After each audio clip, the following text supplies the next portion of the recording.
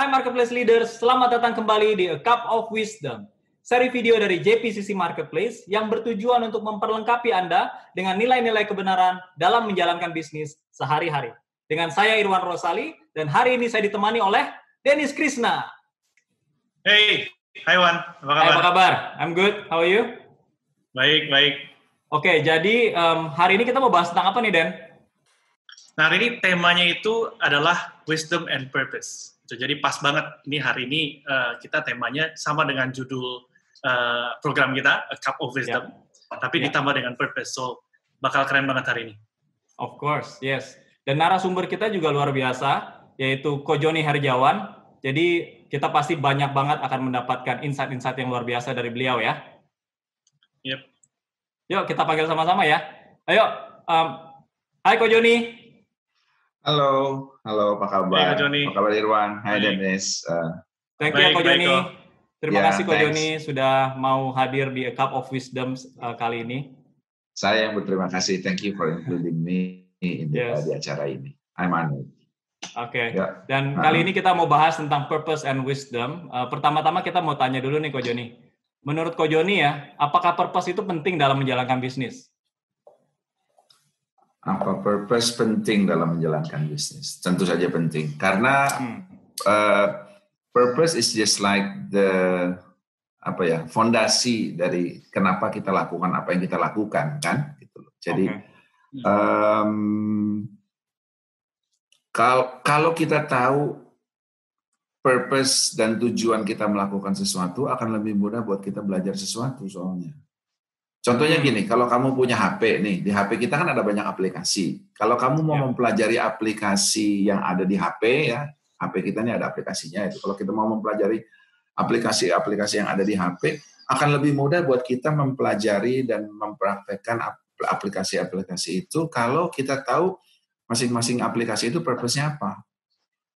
Oh, kalau Twitter gunanya ini, kalau Instagram untuk ini, kalau Facebook untuk ini. Jadi waktu kita masuk dan mempelajarinya akan jauh lebih mudah buat kita mempelajari dan mengembangkannya kalau kita tahu tujuannya itu apa. Ya kan? Ini berlaku untuk pernikahan, juga berlaku untuk bisnis gitu kan. Sama kayak orang menikah. Untuk membangun rumah tangga yang baik akan jauh lebih mudah kalau kita tahu purpose-nya kita menikah itu apa, gitu kan? Demikian juga dengan bisnis, akan kita lebih bisa tahu apa yang mesti kita lakukan, arah mana yang mesti kita ambil, siapa yang kita mesti ajak jalan bareng, kalau tahu bisnis kita ini purpose-nya apa. Kalau kita tahu itu, maka itu akan jadi lebih mudah. Itu sih menurut saya. Wow, oke. Ya, that's Ko good. Joni, barusan Ko Joni kasih contoh mengenai aplikasi ya. Jadi Twitter itu fungsinya untuk apa, dan Instagram itu untuk apa. Nah, saya punya pertanyaan begini. Menurut Ko Joni, apakah kita semua masing-masing itu punya specific purpose gitu, atau misalnya kita bisa bilang mungkin ada orang yang punya panggilannya spesifik, ultimate calling gitu ya. Itu satu sisi, atau sebenarnya kita harus jalankan hidup kita, apapun yang kita lakukan itu with a sense of purpose. Kadang-kadang gini soalnya, ada orang-orang yang mereka sudah lakukan apapun yang mereka lakukan, tapi mereka masih belum bisa kayak menstatementkan atau seperti mengkonklusikan apa purpose mereka gitu. Nah, apakah pada posisi itu mereka dianggap belum menemukan purpose, atau sebenarnya kita bisa lihat dari kacamata lain, whatever we do, yang penting ada sense of purpose-nya. Jadi nggak ada specific purpose, tapi dalam apapun yang kita lakukan kita harus punya sense of purpose. Kira-kira menurut Ko Joni gimana tanggapannya? Menurut saya setiap orang sudah punya purpose di dalam hidupnya, menurut saya ya. Karena kan Tuhan menenun kita di dalam kandungan ibu kita. Sejak dari awal dia udah tahu. Sejak dari kita masih bakal anak, Tuhan udah tahu. Cuman masalahnya, apakah kita mengetahui apa yang sudah Tuhan tempatkan di dalam diri kita, di dalam benih hidup kita ini, apakah kita menyadarinya dan mengetahuinya, the set of purpose. Karena purpose itu kekal. Kita bisa nggak melakukan sesuai dengan purpose yang Tuhan tempatkan kita, yang Tuhan tujukan kita, tetapi kita pasti akan digiring balik to meet our purpose, sehingga kita live our life purposeful. Kan? Kalau nggak salah saya pernah dengar satu quote, saya lupa siapa yang bilang, kalau nggak salah Rick Warren yang bilang, kalau nggak salah, bahwa ada 2 hari yang paling penting dalam hidup kita. Yang pertama adalah the day we were born, yang kedua adalah the day that we understand the purpose why we were born. Kalau nggak salah, intinya kurang lebih seperti itu kan. Hari di mana kita dilahirkan dan hari di mana kita menyadari untuk apa kita ada. Ya. Oke. Good. Ya, dan tapi gini Ko Joni, maksudnya ya saya agree sih Ko Joni, maksudnya dalam melakukan segala sesuatu kita pasti harus ada purpose-nya dan kita sudah seharusnya dari awal Tuhan sudah menentukan purpose tersebut. Tapi saya masih melihat bahkan banyak orang-orang yang sebenarnya dalam menjalankan bisnis mereka belum tahu purpose-nya apa, atau bahkan purpose-nya mungkin hanya sebatas ya supaya untuk cari uang gitu. Nah, bagaimana Ko Joni untuk hal-hal seperti itu? Ya, menurut saya uang di dalam bisnis kan harusnya bukan jadi tujuan, apalagi purpose gitu ya. Jadi karena kalau kita berbisnis tujuannya cuman untuk cari uang, maka seperti ada saying bilang gini, birds with the same feathers flocks together. Burung dengan bulu yang sama akan terbang bersama-sama. Anjing main sama anjing, kucing main sama kucing, kuda berkumpul bersama kuda, sapi berkumpul bersama sapi. Nah, kalau kita taruh di dalam statement hidup kita, the purpose of our business is to make money, maka kita akan attract orang-orang yang serupa untuk datang ke sekeliling kita. Karena kalau kita ini seekor anjing, maka akan attract anjing-anjing lain, gitu kan. Kalau kita ini burung, kita akan attract burung-burung lain untuk ada bersama-sama dengan kita. Jadi bahayanya adalah when your purpose is to make money, you will attract orang-orang yang. Jadi setiap kali kita mau cari partner, kita mau cari karyawan, kita mau cari kongsian, kita mau cari apa saja, kita akan ketemu dengan orang-orang yang punya tujuan yang sama dengan kita, yaitu to make money. Ya, apapun caranya. Salah satu bisa jadi juga itu membahayakan kita atau menipu kita. Wah, jadi penting banget ya kalau purpose itu nanti akhirnya malah kita menarik orang-orang yang sesuai dengan purpose kita tersebut ya. Jadi kalau purpose kita sebenarnya salah, kita bisa menarik orang-orang yang salah, benar ya? Betul. Jadi ya kita ini doing business ini untuk apa? The reason why we do what we do, kan gitu. Ya. Kalau kita bisa tahu kenapa kita lakukan apa yang kita lakukan ini, maka sama kayak gini. Kalau kamu lagi naik mobil nih, gitu ya. Misalkan kamu dari Jakarta lagi mau naik mobil ke Bandung. Kalau kamu tahu kamu itu mau ke Bandung, jelas gitu ya. Kamu itu jelas kamu itu mau ke Bandung. Jadi kalaupun di tengah jalan bannya kempes, ya kamu akan perbaiki karena kamu tahu kamu harus pergi ke Bandung. Iya. Ya kan, kalaupun sampai kehabisan bensin di tengah jalan, kamu akan berhenti, cari jerrycan, beli bensin, isi lagi mobilnya supaya pokoknya harus sampai ke Bandung. Iya. Tetapi kalau kamu tujuannya adalah pokoknya jangan di Jakarta. Nah, kalau pokoknya jangan di Jakarta, kamu lagi jalan ke Bandung, begitu jalan macet, kamu putar, kamu pergi ke tempat lain.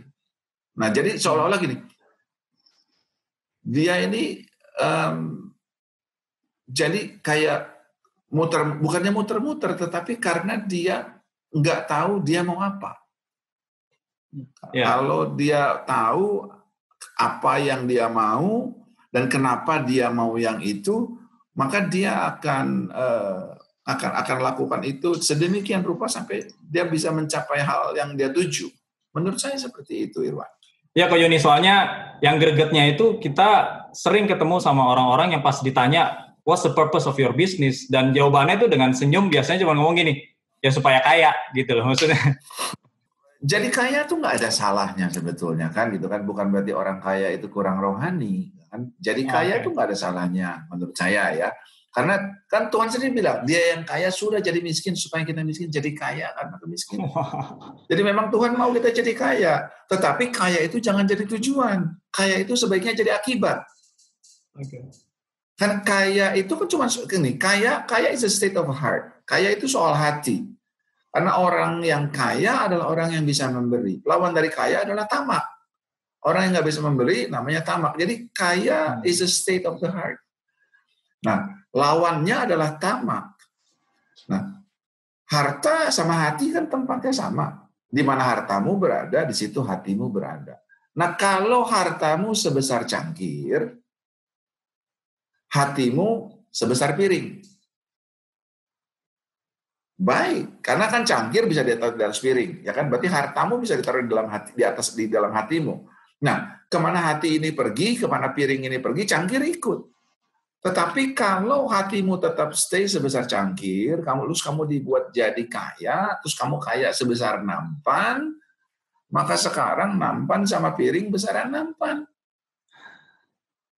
Kalau hatimu sebesar piring, hartamu sebesar nampan, kemana nampan ini pergi, piring itu ikut. Kemana harta itu pergi, hatimu ikut. Padahal kalau hatimu ikut terus sama harta, jika engkau mengamat-ngamatinya, maka ia terbang seperti bersayap, firman Tuhan katakan. Oh, bagus. Ya. Ya kan? Jadi harta itu soal hati. State of the heart. Lawannya itu tamak. Nah, kalau miskin, itu soal pikiran kamu. Jadi kamu perlu kontrol pikiran kamu, ya kan? Dan kamu perlu jaga hati kamu supaya ada kehidupan di dalamnya. Dan kamu perlu kendalikan pikiran kamu, karena pikiran kita seringkali menipu. Jadi kita ini seringkali pikiran kita yang miskin, bukan dompet kita yang miskin. Nah, seringkali begitu kita kaya, dompet kita banyak, tapi hati kita nggak kaya. Ya. Ya, benar. Ya kan? Jadi kaya itu nggak masalah, tapi jangan jadi tujuan. Jadi sebaiknya kita jadi kaya karena akibat atas apa yang kita lakukan. Kan Salomo juga seperti itu. Dia minta hikmat supaya dia bisa menolong orang. Tuhan bilang, ya udah karena kamu minta sesuatu untuk nolong orang, saya kasih juga kekayaan dan kemuliaan deh sama kamu, kan gitu. Ya. Sehingga tidak ada orang yang lebih dari dia sebelumnya dan sesudahnya, dikatakan itu sama Tuhan. Ini akan menjadi direction ya, akan menjadi direction. Ini akan menentukan keputusan-keputusan yang kita ambil. Ini menentukan dengan siapa kita bergaul, karena justru purpose ini jadi cornerstone gitu ya, Ko Joni, jadi patokannya ya. Nah mungkin pertanyaan saya, ada nggak guideline, Ko Joni, untuk kita tuh mengukur kira-kira are we heading to the right direction or not? Apakah purpose kita tuh sudah bisa dikatakan benar atau kurang tepat gitu, atau masih perlu dikalibrate, masih perlu dikalibrasi? Kira-kira ada guideline nggak, Ko Joni, untuk melihat hal ini? Karena kan ini sifatnya introspektif ya. Kita harus bertanya sama diri kita sendiri, apakah kita melakukan ini dengan alasan yang benar gitu. Pertanyaan-pertanyaan apa yang harus kita basically tanya kepada diri kita sendiri supaya kita bisa mendapatkan jawaban, are we heading to the right direction? Setiap orang kan punya purpose yang berbeda-beda, ya kan? Setiap orang punya pola yang berbeda-beda dalam bisnisnya. Setiap orang punya warna bisnis sendiri, jenis bisnis yang berbeda. Tetapi ada sebuah prinsip yang sama yang kita bisa tarik sebuah benang merah, ya kan? Kalau E.A. Bernard suka ngomong, there's a pattern and there's a principles, gitu kan? Jadi ada sebuah prinsip dan ada patternnya. Jadi pattern itu akan terjadi mengikuti prinsip yang ada. Contohnya kayak misalkan gini, kalau sebuah sel telur ketemu dengan sperma, maka terjadi pembuahan. Itu prinsipnya. Kalau sel telur ketemu dengan sperma, terjadi pembuahan. Tapi ada patternnya. Untuk kuda 11 bulan, ya kan? Untuk orang 9 bulan 2 minggu, untuk anjing 2 bulan 8-9 minggu, gitu kan. Jadi ada patternnya sendiri. Tapi kita mesti cari tahu prinsipnya apa. Nah, waktu kita mau ngecek purpose di dalam hidup kita, nah kenapa kita dikasih talenta ini? Kenapa Tuhan kasih kita kebisaan ini? Kenapa Tuhan izinkan kita memiliki kemampuan seperti ini? Buat saya, prinsipnya adalah you are blessed to be a blessing. Jadi kita punya sesuatu, ya, punya talenta yang Tuhan kasih sama kita, pasti ada tujuannya. Nah, ini adalah prinsipnya. Apapun yang kita terima, it's for us, and through us it can be used to bless others, gitu kan? Jadi apa yang kita terima ini jadi untuk kita, dengan apa yang kita terima ini untuk kita, dan kita bisa pergunakan melalui kita untuk memberkati orang lain. Nah, kalau kita bisa pakai prinsip ini, lalu kita tinggal lihat di dalam pattern-nya kita masing-masing. Apa yang saya lakukan ini adalah cuman buat saya, atau melalui saya bisa saya pakai untuk menjadi berkat bagi orang banyak. Nah, itu kalau kita bisa ngelihat dari sana, itu akan sangat menolong kita. Contohnya seperti gini. Waktu Salomo di 2 Tawarikh 1 ayat 7, waktu itu Salomo mimpi kan. Salomo mimpi, di dalam tidurnya dia mimpi, Tuhan menampakkan diri sama Salomo. Terus Tuhan tanya kepada Salomo, saya mau ajak melihat perikop ini dari angle yang lain. Gini, kan waktu itu seolah-olah Tuhan tanya sama Salomo gini, mintalah apa yang hendak kuberikan kepadamu. Kalau saya pakai bahasa sehari-hari ya, seolah-olah Tuhan bilang gini, lu mau apa, lu minta deh, nanti ayah kasih, kata Tuhan, gitu kan. Nah, lalu Salomo ngomong sama Tuhan setelah dia cerita bahwa Tuhan yang mengangkat saya, Tuhan janji sama papa saya seperti apa, sekarang Tuhan mengangkat saya menjadi raja. Lalu Salomo bilangnya seperti gini, yang saya minta adalah berilah kepadaku hikmat dan pengertian. Ya, nah saya mau ajak lihat di sisi sini. Jadi gini, Salomo minta hikmat dan pengertian. Poin saya bukan di soal hikmat dan pengertian, karena Tuhan bilang gini, kamu minta deh, yang kamu minta nanti saya kasih. Lalu dia minta hikmat dan pengertian. Tentunya kalau dia minta hikmat dan pengertian, dia akan dikasih hikmat dan pengertian.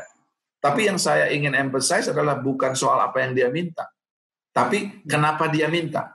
Dia bilang gini, berilah sekarang kepadaku hikmat dan pengertian supaya aku bisa keluar dan masuk sebagai pemimpin bangsa ini, sebab siapa yang dapat menghakimi umatmu yang besar ini. Jadi dia bilang, saya minta hikmat dan pengertian supaya umat ciptaanmu yang besar ini bisa saya atur dengan baik. Jadi saya minta hikmat dan pengertian supaya saya bisa jadi berkat buat bangsa ini. Lalu Tuhan bilang gini, mengkonfirm apa yang kita sedang bahas nih. Karena kamu tidak mengingini kekayaan, harta benda, kemuliaan, atau nyawa pembencimu. Nah itu kan yang gini, kamu nggak minta apa-apa untuk dirimu sendiri. Kamu juga nggak minta umur panjang, dikatakan. Tapi Tuhan bilang, kamu minta kebijaksanaan dan pengertian untuk dapat menghakimi umatku yang atasnya aku telah merajakan engkau. Jadi, you did not ask for yourself, but you ask for wisdom so that you can govern my people. Wow. Nah Tuhan bilang, ya kan saya udah bilang, kamu minta apa deh saya kasih. Kamu minta hikmat, ya pasti saya kasih hikmat. Tetapi karena kamu bukan cuma karena minta hikmat, tapi dia minta hikmat untuk supaya jadi berkat buat orang lain. Nah, karena dia minta hikmat supaya jadi berkat buat orang lain, Tuhan kasih dia hikmat. Tapi selain dia kasih hikmat, dia kasih kekayaan dan kemuliaan kepada dia. Nah, jadi kalau kita mau cek seperti yang tadi Dennis tanyakan ya, jadi ini ada prinsip gitu bahwa apapun yang kamu minta ini untuk apa? So what is the purpose of your business? Saya minta Tuhan tolong bisnis saya to expand, sah-sah saja. Untuk menjadi lebih besar, sah-sah saja. Tapi untuk apa dia jadi besar? Supaya jadi besar, supaya saya bisa memberkati orang-orang yang ada di sekeliling saya. Jadi berkat buat customer saya, jadi berkat buat karyawan saya, supaya bisa jadi berkat buat orang-orang yang ada di sekeliling kita. That's my ini. Wow, that's amazing.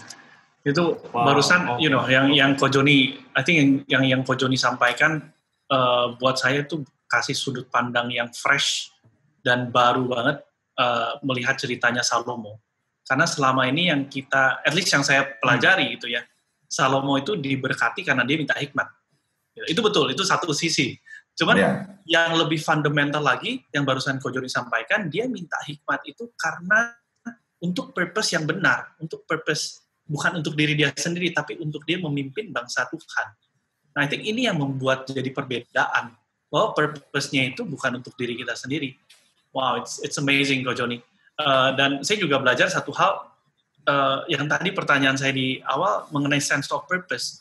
Ya, artinya mungkin setiap orang, atau at least saya ya, pada saat saya masih discover atau saya bertanya mengenai purpose saya, apakah ini sudah benar atau belum. Pertanyaan yang harus saya tanya tuh cuma satu. Am I doing this for myself? Or am I doing this to bless other people? I think itu jadi satu pertanyaan yang sifatnya introspektif yang bisa membuat saya heading back to the right direction. Gitu kira-kira. Wow. Thank you, Ko Joni, for the answer. Dan riding on that, kan gini, kalau kita punya sesuatu, kita minta sesuatu dari Tuhan untuk supaya kita jadi berkat sama orang lain, firman Tuhan katakan, beri, maka kamu akan diberi. Nah, jadi kalau kita minta sesuatu supaya kita bisa menolong orang, supaya kita bisa memberi, nah jangan heran kalau kemudian kita diberi oleh Tuhan, kan gitu. Karena orang yang suka memberi akan diberi sama Tuhan, gitu kan. Apalagi kalau apa yang kita berikan adalah apa yang orang lain perlukan. Jika engkau memberi kepada orang yang memerlukannya, kita ini menghutangi Tuhan. Yang akan membalaskannya menurut ukuran kekayaan dan kemuliaannya, tentu saja. Dan saya juga sering dengar, Ko Joni, kalau misalnya dalam setting up the purpose dalam bisnis kita itu kan kalau bisa lebih spesifik ya. Jadi kalau misalnya kita bicara, jangan sampai nanti orang akhirnya punya persepsi kalau bisnis saya adalah travel agent supaya memberkati orang. Itu kan kayak terlalu general banget. Benar nggak sih, Ko Joni, kalau misalnya dalam kita bicara purpose itu harus lebih spesifik gitu. Sama seperti Salomo juga jelas banget kan dikasih tahu di situ supayanya itu very specific. Nah, apakah hal yang sama juga untuk bisnis?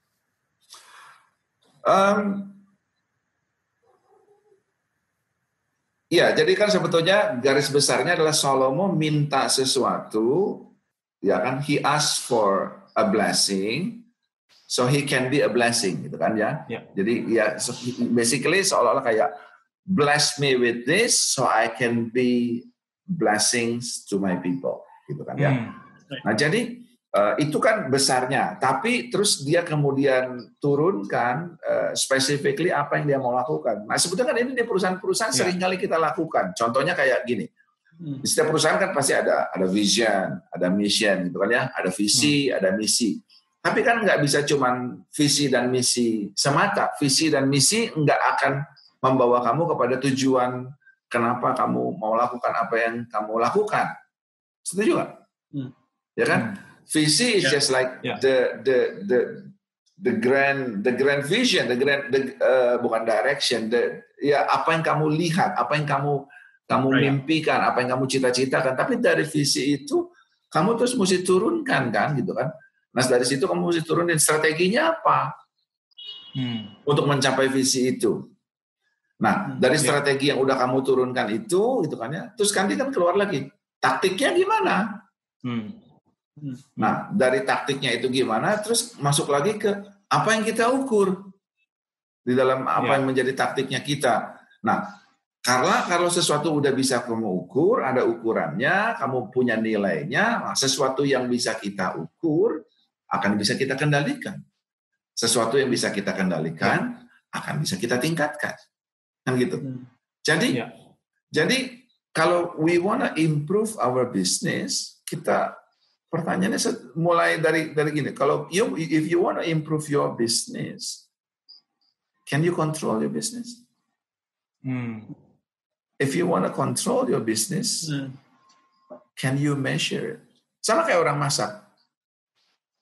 Kasih garam secukupnya. Secukupnya tuh berapa? Tetapi kalau kamu mau improve kan kamu bisa bilang kasih garam 10 gram. Dimakan kurang asinnya. Oh, kalau gitu kan kamu udah bisa kontrol nih kan sekarang. Kalau gitu besok kasih 12 gram. Waduh, masih kurang, kasih 20 gram. Waduh, keasinan. Berarti 12 kurang, 20 keasinan, kasih 17. Kamu bisa improve terus kan? Karena ada ukurannya. Tetapi kalau nggak ada ukurannya, kita nggak. Nah, bagaimana kita bisa ngukur kalau apa yang kita ukur adalah hasil dari apa yang kita tentukan di dalam taktiknya kita kan gitu. Nah, untuk punya taktik yang lebih spesifik, kita mesti mulai dari strateginya kita ini seperti apa. Nah, strategi kita tentunya harus sejalan sama visi yang kita punya. Itu sih kalau menurut saya. That's good. That's good. That's good. That's good. Nah, tadi kan Ko Joni juga ada bicara tentang purpose itu salah satu fondasi. Nah, sekarang di era-era sekarang ini nih, pandemi, banyak sekali perubahan-perubahan. Kayak dalam beberapa bulan terakhir aja ada banyak sekali hal yang harus kita rubah nih. Baik itu pada saat PSBB, terus sekarang juga new normal gitu. Nah, sekarang secara bisnis kalau misalnya pada saat fondasi ini, karena perubahan-perubahan ini, fondasi ini jadi mulai shaken nih. Banyak perubahan, banting kanan, banting kiri. Nah, ini apa yang harus kita lakukan secara purpose ya? Apakah kita harus review ulang lagi purpose-nya atau bagaimana, Pak? Seperti seringkali kita dengar bahwa tekanan tidak merubah seseorang, tetapi tekanan menunjukkan siapa orang itu sesungguhnya. Ya kan? Tekanan tidak merubah kita, ya kan? Tapi tekanan menunjukkan siapa kita sesungguhnya. Sama. Persoalan yang ada sekarang dengan pandemi ini bisa jadi seperti sebuah alat ukur untuk melihat revisit our purpose, karena purpose itu kan seperti fondasinya bisnis kita, ya. Sama kayak gini, kalau gempa itu kan fondasinya digoyang, ya kan? Fondasinya digoyang. Nah, kita mesti lihat pada saat gempa itu terjadi, karena kalau kita lihat fondasinya masih oke nggak? Karena kalau fondasinya shaken, kita mungkin perlu reinforce, kita perlu perkuat. Nah, kalau sudah kita perkuat, kalau kita tahu fondasinya kita kuat dan kokoh, cuman ini aja nih, retak sedikit di sini, di sana, tapi bukan strukturnya. Itu kan sesuatu yang ya memang harus kita perbaiki, harus kita rapikan lagi. Tetapi kalau itu major structural impact, dan kita harus lakukan a major workout untuk we have to repair ya, sesuatu yang sangat major karena fondasinya yang shaken. Jadi seringkali pada saat dikasih tekanan terus kita jadi nanya sama diri kita. Jadi sebetulnya purpose-nya gue ini apa? Ya kan, tujuannya saya berbisnis ini apa? Kayak kalau saya kasih analogi gini. Kalau seseorang tadinya tukang jahit nih, gitu ya, cuman ada orang datang bawa kain suruh jahit. Nih, saya bawa kain, tolong jahitin dong. Nah, mungkin selama itu dia merasa dirinya cuma jadi penjahit. Ya kan, dia berpikir bahwa ya saya ini cuma penjahit aja. Tapi kemudian kalau dia karena ada satu hal, lain hal, karena penjahit makin lama makin banyak, ya kan, lalu persaingan makin sulit. Lalu dia mulai, saya mau kasih nilai tambah. Jadi kalau seseorang datang, dia nggak cuma tunggu, kamu mau dijahitin apa, tapi dia datang dengan mulai pertanyaan, ini acaranya siang atau malam, acaranya indoor atau outdoor. Jadi dia mulai bantu dalam proses mendesainnya, kan gitu. Ya. Tiba-tiba, ternyata gua ini bukan cuma penjahit loh, gua ini bisa jadi fashion designer, ya kan? Nah, the minute dia bilang fashion designer, berarti fashion, ya kan? Oh, fashion berarti nggak cuma ngomong baju dong, gitu kan? Fashion termasuk aksesoris, termasuk kalung, termasuk ini, pernak-pernik. Jadi orang bilang, kamu banting usaha? Bukan, tapi saya memperbesar dari tadinya bisnis saya cuma penjahit, sekarang saya jadi fashion designer. Tapi kemudian mungkin dia akan memperbesar bisnisnya lagi, terus dia bilang, maybe I'm in the business of making people looks good. Oh, kalau if you are in the making people looks good, mungkin kamu bisa jadi jualan kacamata, atur rambutnya. Orang bilang, lu banting usaha nih, jadi buka salon sekarang. Bukan, but I'm in the business of making people look good. That's including fashion design, that's including kacamata, that's including rambut. Jadi, nah ini cuma satu contoh kecil aja, nggak menggambarkan semua, tapi ada banyak hal yang bisa kita tahu. Tapi kan tekanan yang ada sekarang ini kan membuat semua orang jadi revisit, karena dikasih pressure, jadi kita ini revisit ke dalam untuk melihat is there anything else that I can do? Nah, waktu dia berpikir, is there anything else that I can do? Dia akan lihat, saya ini sebetulnya line of business-nya apa sih? Why the reason I do what I do? Gua ini bisnisnya apa nih? Gitu kan? Dia mulai cari ke arah sana, gitu Dennis. Oh, very good.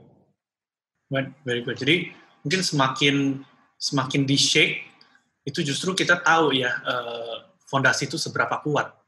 Karena seperti iman harus dites, baru kita tahu iman kita besar atau enggak. Kalau enggak, kita cuma punya bayangan doang bahwa iman kita besar. Dan justru dalam pandemi ini bisa menjadi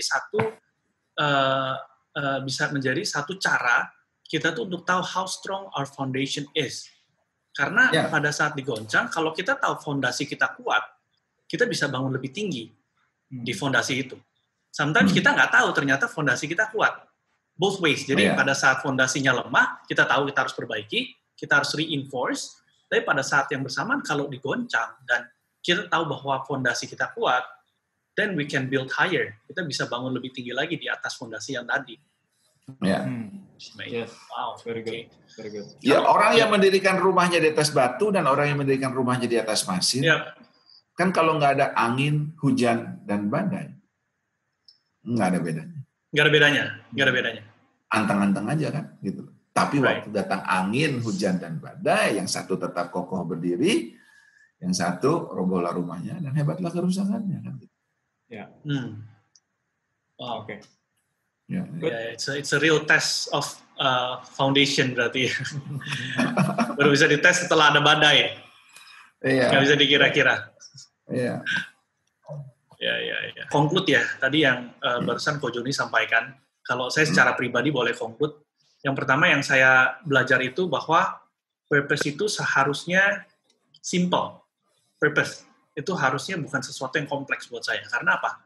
Purpose itu basically is between ini pilihan di antara melakukan sesuatu untuk diri kita sendiri atau untuk orang lain. So purpose fundamental adalah kita harus lakukan untuk orang lain. Nah, yang tadi Irwan tanya apakah purpose harus spesifik atau enggak, itu yang tadi Ko Joni sampaikan mengenai ilustrasinya tukang jahit. Gitu. Nah, fondasi ini berdiri di atas kita memberkati orang lain, di atasnya ada strength kita, ada industri yang kita pilih, ada vocation kalau bisa di-termkan gitu ya. Ini adalah sesuatu yang berdiri di atasnya. Nah, apabila ini menjadi sesuatu yang tidak bisa diukur, maka nggak bisa diimprove. Makanya yang harus diimprove adalah sesuatu yang dibangun di atas fondasi, yaitu apakah manajemen kita sudah kuat atau belum, apakah bisnis model kita sudah kuat atau belum, itu tidak berhubungan sama purpose, karena purpose-nya adalah menjadi berkat buat orang lain, gitu kan. Nah, pertanyaan saya gini, Ko Joni, apa yang kita bangun di atas fondasi ini, apakah sifatnya everlasting atau sifatnya bisa berubah sesuai dengan season of life? Gitu. Artinya gini, saya kasih contoh ekstrim. Misalnya seorang yang punya panggilan untuk membangun gereja gitu ya. Apakah pada saat dia shift menjadi pengusaha itu bisa dibilang dia punya shift in purpose atau sebenarnya hanya channelnya aja yang berubah, hanya sesuatu yang spesifik yang dibangun di atas fondasi itu yang berubah. Menurut Ko Joni gimana? Saya personally mengalami itu, gitu kan. Saya dulu kerja. Ya kan, saya dulu saya kerja di perusahaan, kemudian sejak tahun 2012 saya meninggalkan apa yang saya kerjakan untuk melakukan in full time sebagai ketua dari yayasannya JPCC. Tetapi sejak dari zaman dulu pun saya suka sekali to build people's life. Saya suka membangun kehidupan orang. Nah, jadi akibatnya di kantor ya saya senang untuk menolong orang dengan kapasitas dan keterbatasan waktu yang ada tentunya, gitu kan, dengan waktu cuti yang ada. Nah, karena makin lama makin banyak yang ingin dilakukan, gitu ya. Tetapi kemudian waktunya semakin lama semakin sempit sampai satu titik di mana saya harus memilih. Saya mau stay sambil kerja, tapi kesempatan saya untuk memenuhi panggilan, ya, memenuhi purpose-nya saya ini yang lebih terbatas, ya, atau saya memilih untuk nyemplung aja, melakukan apa yang saya terpanggil untuk melakukan, menolong orang in the marketplace dengan waktu yang lebih besar, tetapi saya harus meninggalkan pekerjaan saya. Yang di-shake adalah rasa nyaman saya. Nah, saya harus nimbang di saat itu, ya kan? Saya harus nimbang di saat itu. Tetapi bisa terjadi shift, bisa. Tetapi selalu prinsipnya adalah it is always for others. Kayak gini, Tuhan bilang gini kan, kamu adalah garam dan kamu adalah terang. Betul nggak? Kan kita semua kenal tuh ayat itu kan. Kamu adalah garam dunia dan kamu adalah terang. Sebetulnya kita kalau dari dua hal ini aja kita belajar banyak nih gitu kan. Kamu adalah garam. Garam itu kan selalu mempengaruhi. Ya kan? Garam tidak dipengaruhi, tapi garam mempengaruhi gitu kan. Nah, garam mempengaruhi itu artinya garam punya set of purpose to influence, gitu kan? Nah, tapi garam bisa kehilangan rasa asinnya, bisa kehilangan jati dirinya, gitu kan? Nah, jadi kita punya purpose to influence, tapi kita bisa kehilangan sense of purpose kita. Waktu seperti sebuah garam yang kehilangan keasinannya, gitu kan? Nah, cuma seringkali kita mikirnya gini, tapi apalah yang bisa gue lakukan? Kita ini kan kecil, kita ini kan masih kecil, minority.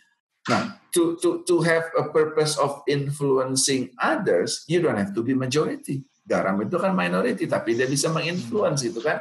Nah, di sisi lain kamu adalah terang dunia, biar terangmu bercahaya. Dikatakan gitu kan. Melihat perbuatanmu yang baik, mereka memuliakan nama Bapa di surga. Jadi terang yang bercahaya itu purpose-nya adalah supaya mereka bisa melihat perbuatanmu yang baik dan memuliakan nama Bapa di surga.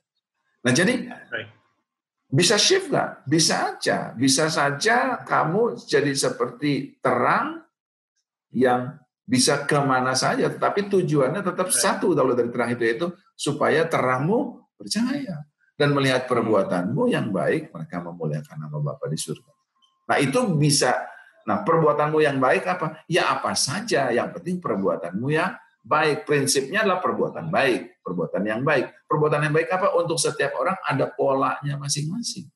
Nah, buat kamu yang usahanya ini, berarti perbuatanmu yang baik adalah ini. Buat kamu yang usahanya ini, perbuatanmu yang baik adalah hal yang lain, kan begitu. Ya.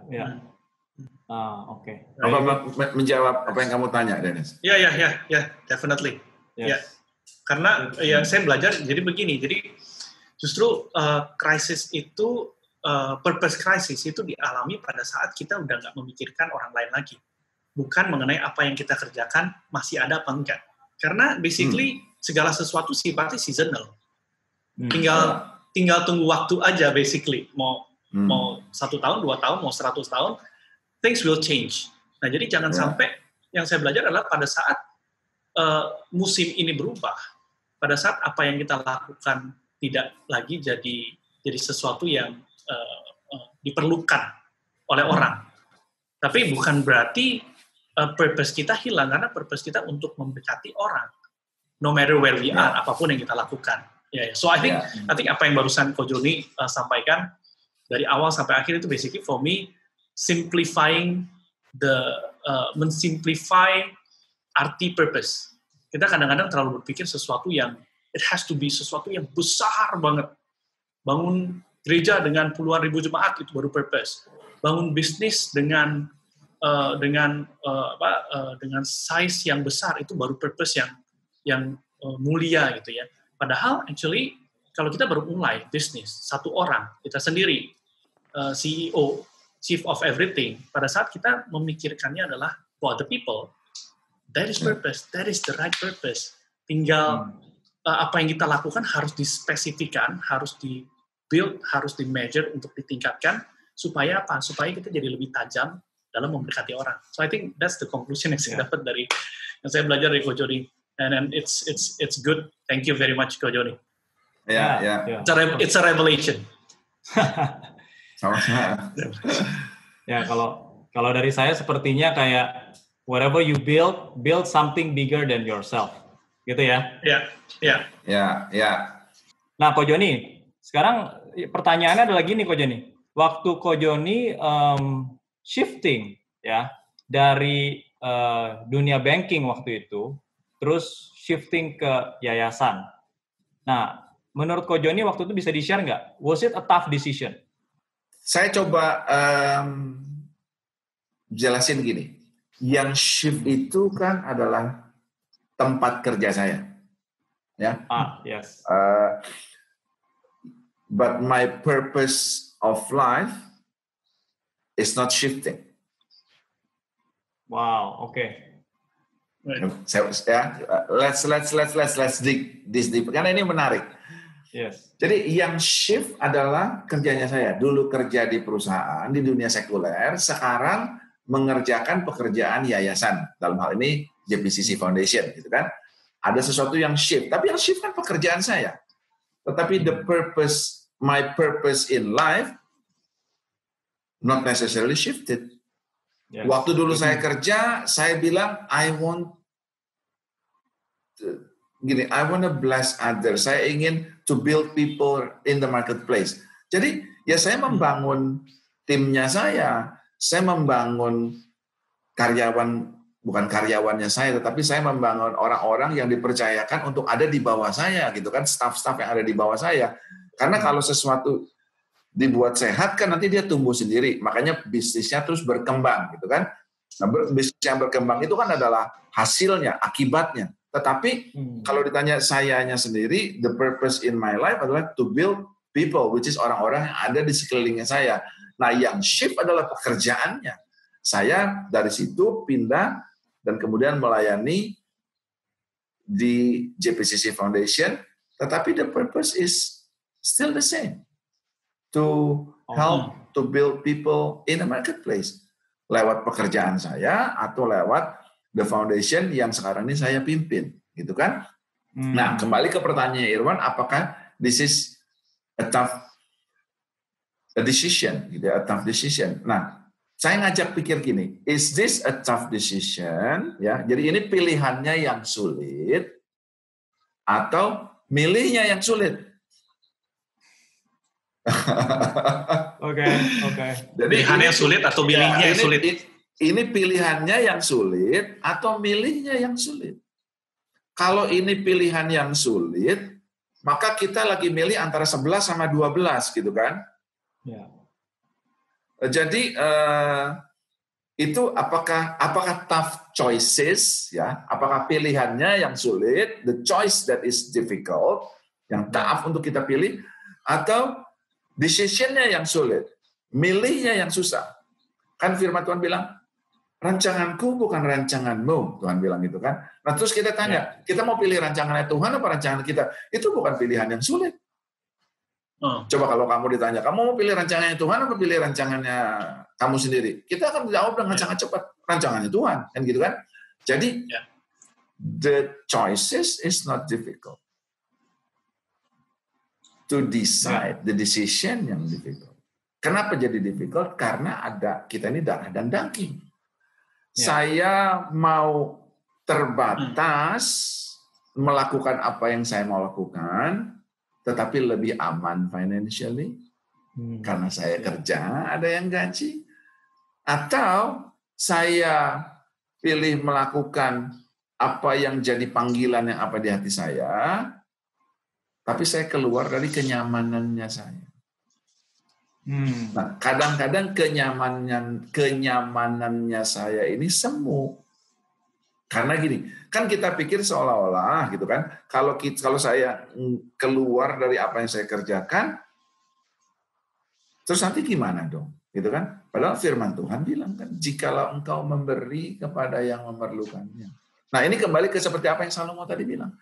Kasih aku ini supaya aku bisa ngurus itu. Nah, kalau kita mau punya visi untuk kita minta sama Tuhan kekuatan, misalkan gitu, kasih saya kekuatan, keberanian. Nggak ngomong hikmat deh.